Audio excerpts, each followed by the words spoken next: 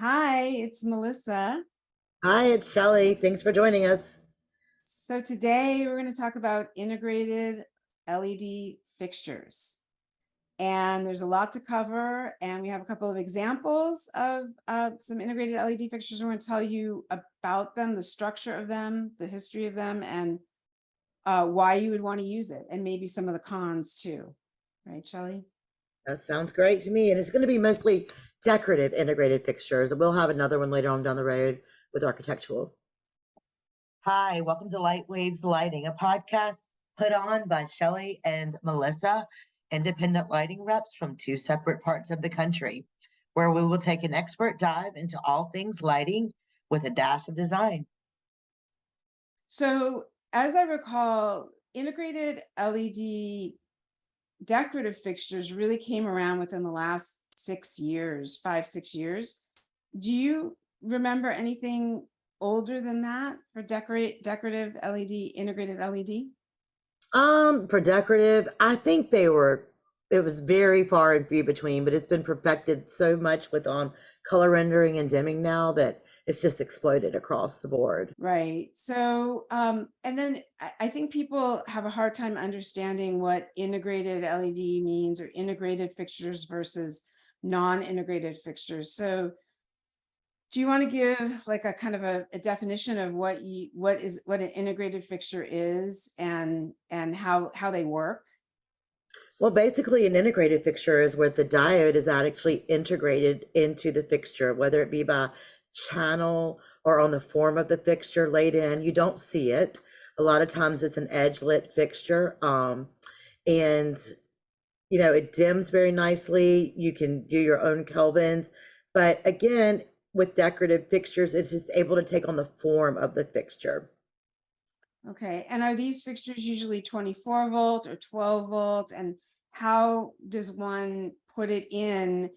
Are there certain specifications that need to be met in order to install the fixture, or does the fixture have its own driver? How do the ones that you come across work? Ones I've come across with at work, we have both 12 volt and 24 volt. Most of them now, if they are 120 volt, I mean, if they're 120 volt, they can be slash 120, 277, which works great for commercially. You would never need that residentially. And then you do have some low voltage, but every fixture literally has an instruction sheet with it. So I would say if you're going specifications or where you're going to use it, always look to have the instruction sheets in advance to the installer. I know that those are also usually given in any submittal package, but so there's not a whole lot different to it installing that than you would a normal decorative fixture, unless for some reason it's going to be a remote low voltage driver, which we don't have any examples of that, but there are times when it's a very clean look, no canopy to it, where we've remoted a driver that's pulling power to it or pushing power to it. So that might take a little bit more prep, just making sure that you've got 120 going to a remote driver, and from the remote driver going to where it's going to be placed.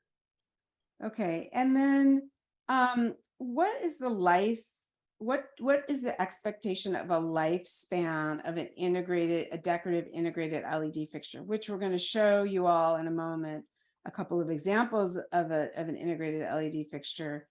But what can somebody expect as far as lifetime goes? I would say most major manufacturers now are giving at least a 5 year, 50,000 hour warranty with it. But lifespan, as far as being tested completely on how long, has probably not been completely researched. So 5 years is quite a long time for that. Let's see, drivers, if it is remote or integrated and it's LED, that's normally the first thing that would give out. Drivers are getting more and more efficient, so they're getting a longer warranties on that. But so usually most of them are 50,000 hours, 5 year warranty on that.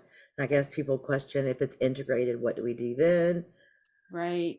That's a huge issue. And we're going to show in a couple of minutes a couple of examples of decorative LED fixtures. But there's a lot of trepidation in both arenas, I think, in commercial and in residential, about Well, what happens if something goes wrong, and when is it going to go wrong, and how do we address it when it does go wrong, especially if it's further down the line, like closer to the 5-year mark rather than a couple of months. Right. I would say that most manufacturers out there have parts if they can be replaced in the field. If it cannot be replaced in the field, I would say that the manufacturers, most of them have a quality engineering department with inside their company, meaning that if we don't have to just dispose of it, it's something that if it can't be fixed in the field with a replaceable part, it can be shipped back, repaired, then shipped back in, because no one should have to just throw it away. I'm not saying every company does that, but I would say look into that because a lot of companies do have that. I think that's very important. Right. So I guess the scenario is this fixture is hanging. Had to get scaffolding going to get this fixture hung. It's hung very high, and you have this expectation that you're not going to have to think about it for at least 5 years. They're supposed to last really 10 to 15 years. So how do you get past that with a client who wants to use integrated LED, but is really tied up with what's going to happen if this goes bad, and we have to build scaffolding, or we have to rent a scissor lift to get up there to get this thing down, to send it back to repair it and return it, or if it can be done in the field, we still have the challenge of getting up there to fix it. Do you encounter that often, or how do you get Well, I mean, over? commercially, we don't encounter it because they already have maintenance people, and it actually cuts down on maintenance time because you're not going and changing out an LED fixture or a light bulb lamp. Um, Residentially, if you're having to get scaffolding, you're probably getting scaffolding to change the light bulb anyways. So, you're changing that. There's a trade-off there. If you're getting a scaffolding to change out a light bulb because you don't have a light lift placed in, then you are doing that more often than you actually are probably going to have to repair or take down a fixture that might have had a bad LED happen to it. So I actually think in some ways it could be a better trade-off. Okay, that makes sense. So yes, it's true. If you have to do less maintenance generally on these fixtures, then if you need to go up and take care of it, you're going to need to go up and take care of something anyway. And integrated. So what's the ratio, or how are non-integrated fixtures, what's their lifespan with an LED light bulb or any kind of light bulb? Isn't it about 5,000 hours compared to 50,000 hours? That was the regular light bulb, but I don't know what the real time for a non-integrated LED for the light bulb. I don't know what that score is, or what that measure is, how many years you can expect with you know picking Well, your light bulbs.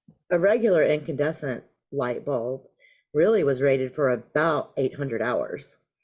I mean, it was actually less than that. So then you have the LEDs that you do screw in, and yes, they have a lifespan given to them, but it sometimes can determine how it's in the fixture. Is it completely enclosed, and does it have room to breathe? With an integrated LED, when it's organically placed into this fixture, the design of it, it's not just LEDs placed in there. There's heat sinks on the backside of it that will help to dissipate the heat, because there is heat with LEDs. We've already discussed that. So it's the mechanics of the fixture are all around this LED having a proper and elongated lifespan. Right. Then, and they usually a lot. Well, the two examples that we have are my one of the examples for sure is linear LED. It's basically tape light, LED tape, like a very high efficient and commercial grade tape light. And you build the fixture around the light instead of applying a light bulb, or putting it in as an afterthought. I think that's part of the beauty of some of these fixtures. And I'm going to pull a couple up right now. I'm going to share my screen so you all can see. So here's an example of one. This is a line that Shelley represents, and this fixture, so I'm not, you're familiar with this fixture, so tell us about where the LED is and how this, LED is right where you had it it's situated in the black frame. And the LED is actually placed just below the acrylics that you're seeing. The nice thing about having an integrated LED in something like this is not super heavy. When the light is off, it can be light in the space and not be bulky, because you can actually see through that, because that's considered edge lighting, where it's got the LEDs up in there and then it's lighting the materials there from the edge out. right, And this, then already again, the heat sinks are placed on the back side of that, or it's metal, so it dissipates heat. that's beautiful. That's a beautiful light. Oh, it's so gorgeous when it's on, because it's still very soft, Right. not very like intrusive on it. We do know a regular screw-in light bulb. I'm an advocate for both of them, but a regular screw-in light bulb at times can be a bit glary, and this will not seem glary. And you get a much smoother dimming with an integrated LED than you do Oh, with. that's a good point. That's a really good point. Okay. I'm going to share one more while we're here, and this is a company that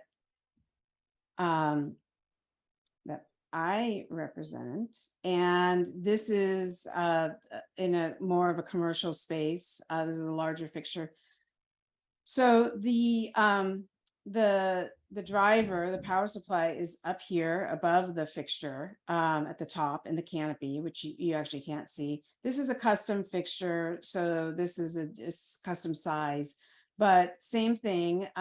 There's aluminum here, so this acts as a heat sink, and the LED tape is inside the fixture. You get general illumination. And you can customize it to get a more of a focused illumination if you want from these pieces, if you're trying to light something in particular as these go down. This is a pretty tall fixture. Ours is 24 volt. This one is 24 volt. As we said earlier in the chat, they do come in 12 volt and 24 volt. And that can be really confusing. I'm gonna stop sharing this, and we'll give you some information on these fixtures at the bottom of our chat after. So 12 volt and 24 volt, that people get kind of confused about that, because we're so used to 12 volt being our low voltage for like landscape lighting, outdoor lighting, and 24 volt, it allows you to put more load on the fixture, more load on the system. Could you go further with 24 volt?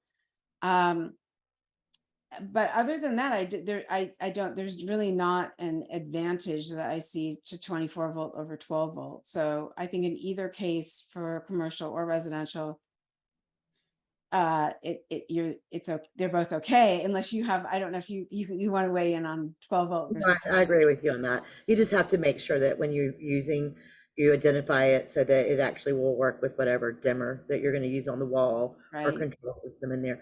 So, Right. but yeah, And it's just okay. most of these lights, most of the time when you find these lights, or when somebody's specifying these lights, they do give a lot of information about the dimming or the control system that you need to use and with them.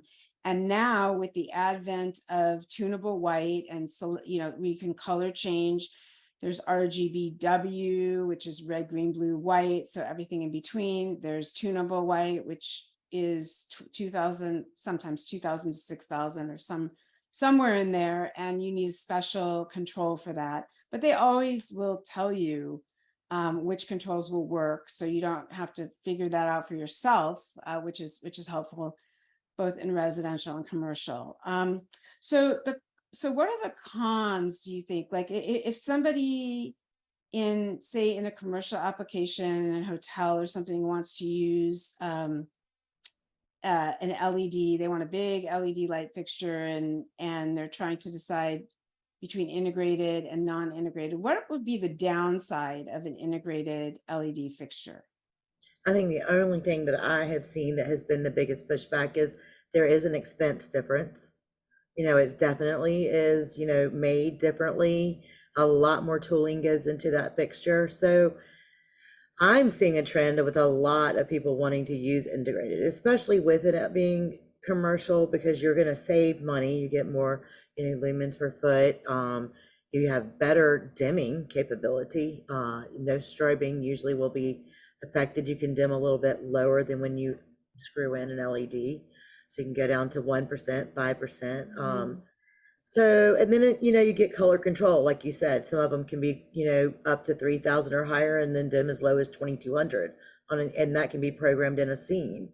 So I guess the only thing that I can say at this point is people might be hesitant on price, and with the right education on the right factories is probably understanding, that you have some engineering that can help take care of this if there's something down the road. Right. And one of the things, especially with outdoor lighting, I've come across with some projects is um if it's the end of, so if there's if they have a warranty and the warranty is 5 years, let's say that is kind of standard in the industry, and they're getting towards the end of the warranty and they have an issue, what they get as a replacement often does not match the other fixtures. So what I mean by that is the technology has advanced greatly in 5 years. We see that in the last 5 years with LED. It's kind of like going from the iPhone 1 to the iPhone 12, right? Like all of a sudden you have all this control. You have a longer life. There's less stress on the fixture. So it's half-life, which means like after a certain amount of time, it's called a half-life. Its half-life is better. It degradates more slowly and more evenly, so you don't see the degradation. But when you're almost at the 5-year mark, all of a sudden it's like, well, okay, we have something that's way more powerful than what we had when you bought this fixture. So this one odd duckling is going to be in there with these other fixtures that have the 5-year-old technology, or approximately 5-year-old technology. So I'm not sure. I mean, that's a valid point. So what do you say to people at that point when they're replacing something that's almost 5 years old and it doesn't match the other fixtures in the room because the lumen output, that total output's brighter, it's a different bin. So LEDs come in bins, and they're very careful about using what they call like a bin differential, a tight bin or the same bin, so that the LEDs look the same as the other LEDs that are on that project or are in that bin, so that everything looks the same. But then you come back 4.5 years later with something, and have you had that, and how do you deal with that in the field or with your client? I can't say I've come across where that's been a huge issue, honestly, unless it was tape lighting. But that's where the bin comes very, very important. Looking for a manufacturer that consistently is controlling their bin, not too far off, just within 1 to 2 degrees, possibly, maybe even 3. But there's a lot of factories out there that maybe not held that as tight. The tighter that binning, which we haven't even had a podcast on this yet, but No. closer that is, the good thing about it is that factory is always going to be very similar. So when you do go back, it's going to be very similar in the same family of that. I think where you notice it the worst is probably, in my experience, been in a tape lighting situation where it wasn't as tight, then they change it and it's way off and you can tell where it's changed. Right. In fixtures, I would say if one has gone out and it's an integrated, if it's sent back or if it's under warranty, then I would have all of it replaced. Wouldn't just do one arm, but have it all so it matches it the same, because it's going to start going out, yeah, and start to get dimmer as it gets older. Right.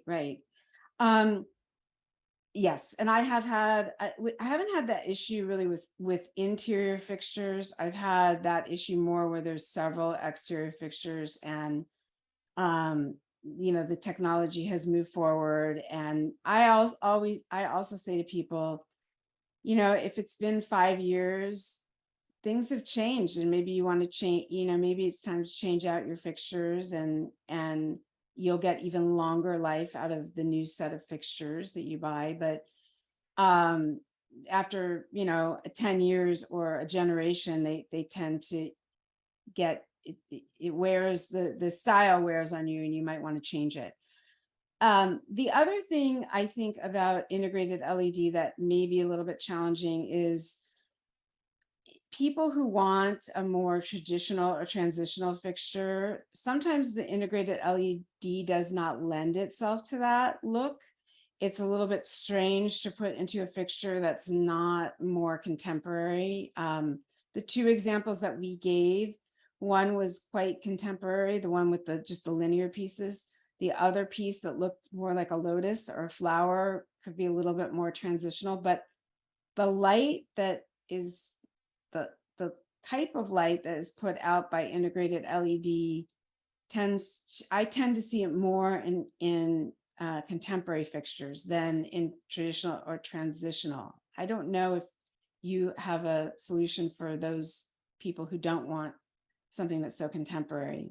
I think that it has been easier to start to move into this direction as an integrated LED as a decorative fixture if it is linear, contemporary, or like you said, transitional. But I say as it's getting more and more relevant, because there is so much energy savings on that, they last longer and they dim better, you're going to start to see more and more of your, I think you'll see traditional come in. I mean, I'm already seeing that in some cases where it's integrated. It may be slightly different. It may be that at the top of the candelabra, it may have an integrated flame. Not sure where that's all going into, but I do think we'll start to see it because, yeah, like I said, that the traditional is not going to go away. And so I think that it will advance in that. I think that with lighting, some would say we're in that revolution right now. So I think that you'll just see that grow and grow and grow. And so you're going to see it adapted everywhere. Right. So, okay. So that's great to hear because it means that integrated isn't just for people who want contemporary fixtures. Integrated can be and will be available for people who want something that's more traditional. And I think that you'll end up with a warmer, we talked about in our Kelvin podcast about 2,700 versus 3,000 Kelvin. We're going to talk about a lot of different Kelvin temperatures coming up. Because there's a wide range of them and they lend themselves to different types of activities. But I think that because we have warmer Kelvin temperature available to us, that lends itself more to traditional. So maybe you'll see things in 3,000 and 2,700 in more traditional fixtures, I'm hoping. And I want to relay a story because this is something that people worry about with LED. And I think it has to do more with not good quality LED. So a few years ago, there were some LED fixtures that came out for residential, and I heard a story, and this could be a myth, this could be one of the lighting myths, I don't know, that somebody bought a fixture for their dining room that was integrated LED, and it was reasonably priced, and it was from a manufacturer that's been around, but LEDs were new. And the people said that they felt ill when they turned their LED on, that like they had nausea at their dining room table. And they ended up taking the light out and replacing it with something different because the theory was that the LED was strobing. It wasn't seen by the eye, you couldn't see it, but your eye could register it, in that 120 hertz thing, with each eye being 60 hertz and the uptake of the eye. We used to see it on not good quality LEDs, not good quality integrated LEDs. When you tried to take a picture of it with your phone, it was like jail bars because the uptake of the wave was not, the quality of the product wasn't good enough to hide that. And when that would happen, people would not feel well. Have you heard that myth? I haven't heard. I mean, I do know that, and some people can be sensitive. If we go back to when everything was low voltage and it was driven by a halogen, there were some people who could hear the ringing or the buzzing. So I think that could be a sensitivity that, I've worked with people who do gaming before, and their eyes are super sensitive, and they would be able to see something that we would never see to the human, like us as the average person. I just think that every year, like I said, it's just getting better and more improved. So I have not heard that residentially, but if it was 3, 4, 5 years ago, maybe that's the case. But I think that I think we're past that now. There may be some instances, but I think there's general sensitivities. It's just like sensitivities with food, you know. Some Right, people can right. just be really sensitive to something that some of us cannot see. But I've not heard that really. Yeah, it was kind of interesting that. And then every once in a while I'll have somebody ask me, isn't LED dangerous? Is it dangerous to our eyes if we look at it?